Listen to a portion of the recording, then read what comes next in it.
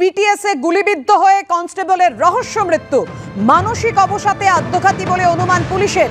কপালে গুলিবিদ্ধ অবস্থায় আনা হয়েছিল এসএসকেএম সূত্রে এমনটাই খবর। কথা বলবো, আমাদের সঙ্গে রয়েছেন আমাদের প্রতিনিধি আবির দত্ত। আবির, সহকর্মীরা কি বলছেন আর কি কি তথ্য প্রমাণ পুলিশের হাতে এসেছে যার ভিত্তিতে পুলিশ বলছে মানসিক অবসাদে আত্মঘাতী হতে পারে? দেখো, প্রাথমিকভাবে যেটা পুলিশ সূত্র থেকে জানা যাচ্ছে যে ওই যে কনস্টেবল তিনি কমব্যাট ফোর্সে কর্মরত এবং আজকে ব্যারাকে তিনি ছিলেন পিটিএস এর, এবং সেখানেই আজকে সন্ধ্যেবেলায় পর থেকেই তিনি মানসিকভাবে অবসাদগ্রস্ত ছিলেন এমনটাই মনে করা হচ্ছিল।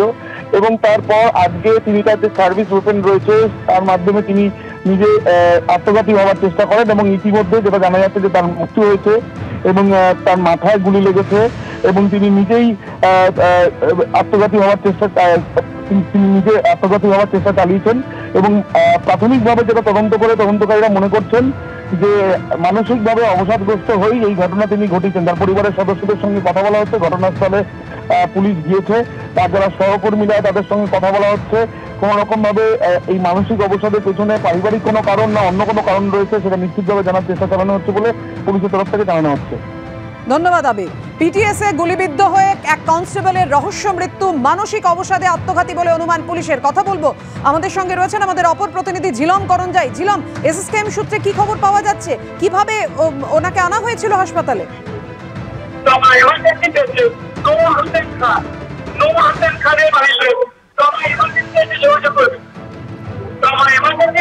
না ঝিলাম, তোমার কথা স্পষ্টভাবে আমরা শুনতে পাচ্ছি না।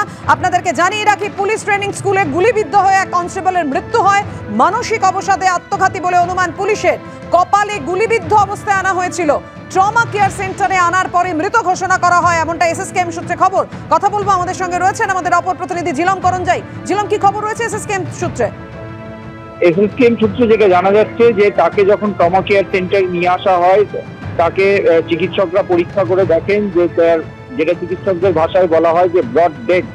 এরপর তাকে ট্রমা কেয়ার সেন্টারে এখনো রাখা আছে, তবে ময়না তদন্ত হবে বলে জানা গেছে। পুলিশের পদস্থ কর্তারা এসছে এবং তার ফোরহেডে যে বুলেট ইঞ্জুরি আছে সেইটা প্রাথমিকভাবে চিকিৎসকরা জানিয়েছেন। কপালে বুলেটের ইঞ্জুরি আছে এবং সেই বুলেট ইঞ্জুরি নিয়ে সে আসে। ঘটনাক্রম কি হয়েছে চিকিৎসকরা সেটা জানেন না, তবে চিকিৎসকরা যেটা জানাচ্ছে যে কপালে যে ইঞ্জুরি, সেই ইঞ্জুরি নিয়ে আসার পর তাকে যখন নিয়ে আসা হয় হাসপাতালে ট্রমা কেয়ার সেন্টারে, এসএসকেএম এর ট্রমা কেয়ার সেন্টারে তাকে মৃত বলে ঘোষণা করা হয়। পরবর্তীকালে অবশ্যই ময়না তদন্ত হবে, তখন এই মুহূর্তে হাসপাতালে আমরা দেখতে পাচ্ছি ট্রমা কেয়ার সেন্টারে। একদমই ধন্যবাদ তোমায় ছিল।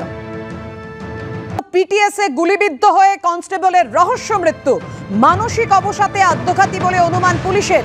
কপালে গুলিবিদ্ধ অবস্থায় আনা হয়েছিল এসএসকেএম সূত্রে এমনটাই খবর।